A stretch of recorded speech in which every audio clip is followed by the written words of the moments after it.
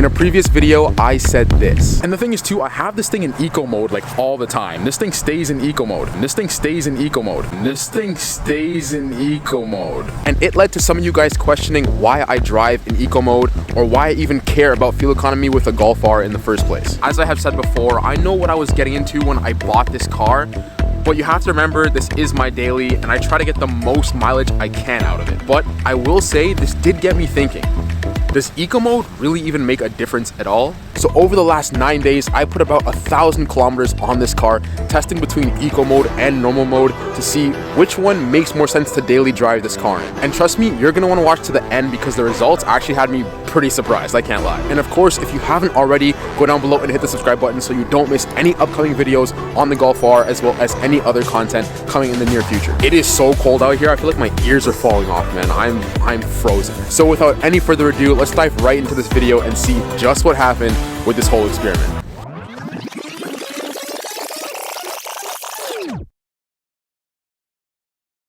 So here we are again, back at the gas station. Sorry for my voice, it's super hoarse right now.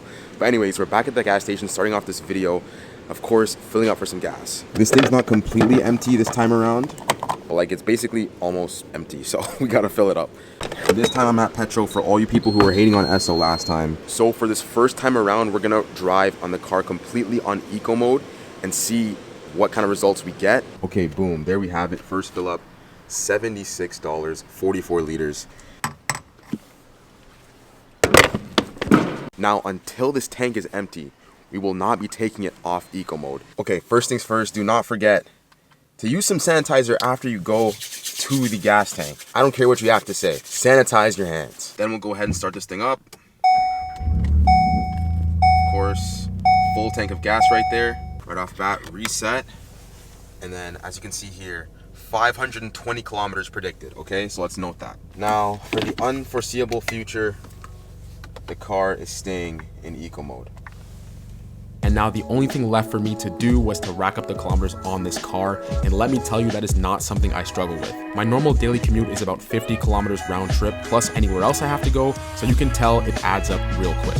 Okay, as you can see, we've already driven 50 kilometers, and that's already taken 1 bar, I guess. So there's a total of 8 bars, which means if the math is correct, we're looking at around 400 kilometers. Let's see if we can actually get that. So here's the thing, driving in eco mode honestly isn't too bad. I know some people say like it feels very lurky, it's not as responsive. I definitely can see that kind of in the lower gears, but honestly, like, it's not too bad. And mainly because I do just cruise around everywhere I go, but like, it's not as bad as people are saying. I'm gonna kind of show you guys what I'm talking about.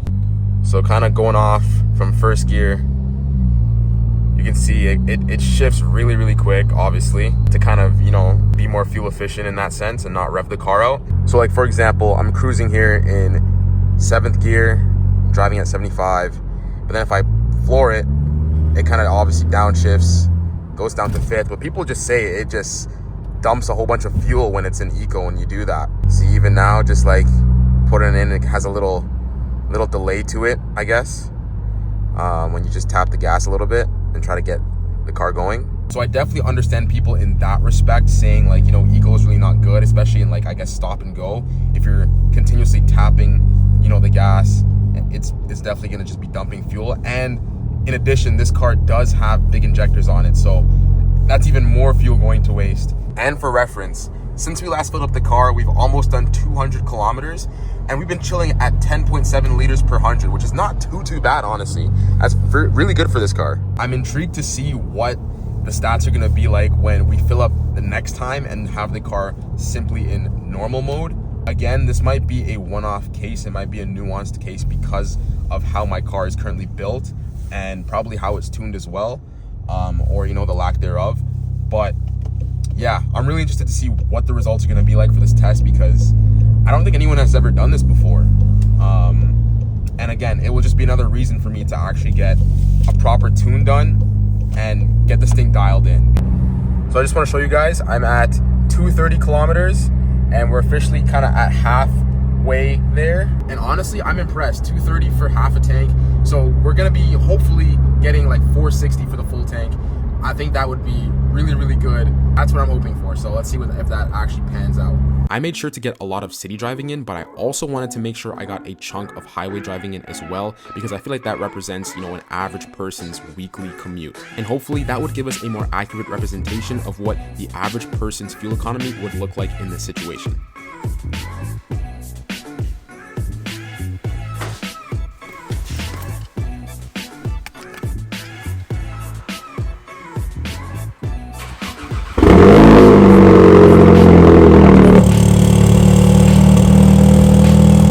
Okay, quick update. I'm in the car warming it up right now just so I can go for a little drive.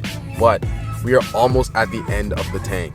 As you can see, we are at 420 kilometers, which is actually pretty impressive on this car so far. And then when it comes to the fuel economy, I guess since start, I just started it. It's at 12 liters per 160 kilometers left. So that means if we get the full 60, we're sitting at 480 kilometers. That's crazy. Truthfully, I don't think we're gonna hit 480, but you know, for the sake of it, we're gonna hope that we can hit 480. I'm gonna be driving around a little bit, and I'm sure that range is gonna get chopped down like it's nothing. So we'll see what we finally end up with before we get gas. Also, let me guys know, do you guys also wait for your car to get like all the way up to temperature? Sometimes I do, sometimes I don't. Today I'm feeling like I'm gonna let it get up to temperature, so I'm waiting for it to hit that 90. Bro, I kid you not, I'm still here waiting for it to warm up, and we went down to 55 kilometers, so we lost 5 kilometers just warming the car up, which is crazy. So over the 453 kilometers we have driven, which has only been about 10 hours apparently, we have been able to average 10.7 liters per 100 kilometers. I do want to count this 15 kilometers we have left over, so all we have to do is do the math. 453 plus the 15. So let's just call that 468 kilometers on one tank in eco mode. Honestly, not too bad. I haven't done that many kilometers on a tank in quite a while. And there's also things you have to consider. You have to consider, you know, the heat constantly in the car because it's cold, you know, the seat warmers, all that kind of stuff factors into how much gas is being used. But 468 is actually not bad for a full tank on eco. Now we do this all again, but instead this time we're gonna stay completely on the normal mode and just stay in drive.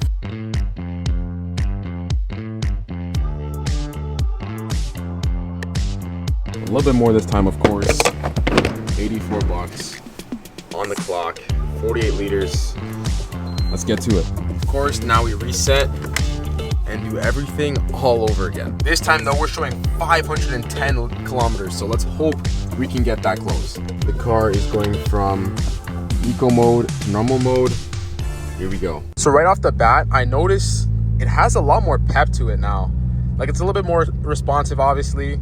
And in terms of gears, like, it does not touch 7th gear. As you can see right now, we're in 5th. It'll probably go down to 6th. Yeah, it'll go up to 6th. And it kind of just cruises there. It doesn't really want to shift up any more past this, as opposed to eco mode that would love to be in 7th gear all the time. But it's a lot more responsive when I put my foot down. It drops to 3rd and it just goes. I don't want to make that affect the mileage that much, but or not mileage, the fuel economy. But as you can see, I put my foot down and it just goes right away. And then there it kind of goes to 7th, which is pretty rare. But yeah. Honestly though, I want to keep this as fair as possible. I'm not gonna try and do anything crazy in this mode because in the eco mode I didn't as well. So I'm gonna keep it as simple as possible, drive like I normally would. Also make sure to do some highway kilometers to make it even and see what the actual result is. So for reference, just came back home from work. We did almost a full bar, as you can see there, almost a full bar, 48 kilometers. Let's see what we got going on here. Okay, so 48 kilometers, we're at 11.1 liters per 100 kilometers with 470 left. So not too bad. So I'm driving on the highway in normal mode for honestly the first time, and it feels really good. It honestly doesn't feel much different from eco mode. Obviously, it does have a little bit more pep to it. But right now I'm just in cruise control, just cruising, and like, I think it's doing really good on gas, which is honestly surprising me. So I don't know, we have to see the verdict obviously later on, but I mean, I'm still above half, and yeah, I'm just cruising. I'm just confused what all this traffic is at 12:47 on a Wednesday, bro. Like, there's so many cars on the road right now, it's crazy. So now that I've been driving this car in this mode a lot more, it's actually really growing on me. It's really growing on me because I still have that like pep when I need it. You know, I put my foot down and this thing will go, but it's not drinking a crazy amount of gas, which is pretty impressive. So I don't know. We're gonna see what the results are at the end of this video. But I will say, I'll admit it, I'm liking this mode a lot. Guys, I'm actually amazed right now. We're at half, and this thing is at 240 basically. So that means we could be pushing 480. We could be pushing 480, and I didn't even do that much driving on the highway. This is, I'm so surprised right now. I'm out here trying to put some highway kilometers on, but bro, like, the traffic is crazy, man. I don't even know. But this thing's holding up pretty well. So I'm actually going out to dinner right now. The car is warming up right here. But this is probably gonna be the last time we drive before filling up. So this is all that counts right now. Whatever kilometers we end off with is basically gonna determine what the results are for this experiment. So I'm pretty excited to see what happens. I hope you guys are too. I don't know, it's gonna be close. I'm really hoping I don't get proven wrong on this video, but let me show you guys where we're at right now. So we are chilling at 411 kilometers, and we really only have 1 bar left. This is gonna be close.